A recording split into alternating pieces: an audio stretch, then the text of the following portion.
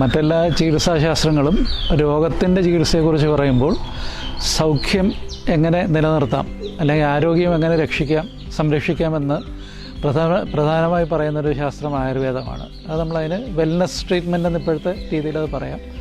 അപ്പോൾ ആരോഗ്യ സംരക്ഷണത്തിന് വേണ്ടി നമ്മളൊരാൾ ഒരു ദിവസം എണീറ്റാൽ ചെയ്യേണ്ടത് തൊട്ട് രാത്രി കിടക്കുന്നിടം വരെ എന്തൊക്കെ ചെയ്യണം എന്നുള്ള കാര്യം ഇത്ര വിശദമായിട്ട് മറ്റൊരു ശാസ്ത്രത്തിനും പറഞ്ഞിട്ടുള്ളതായി എനിക്കറിയില്ല.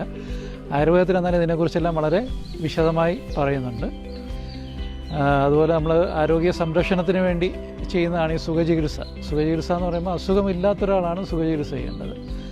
അത് പ്രധാനമായിട്ട് നമ്മുടെ ആരോഗ്യം സംരക്ഷിക്കുക, ആരോഗ്യം നിലനിർത്തുക, അതിനുവേണ്ടി പ്രധാനമായിട്ട് ചെയ്യുന്ന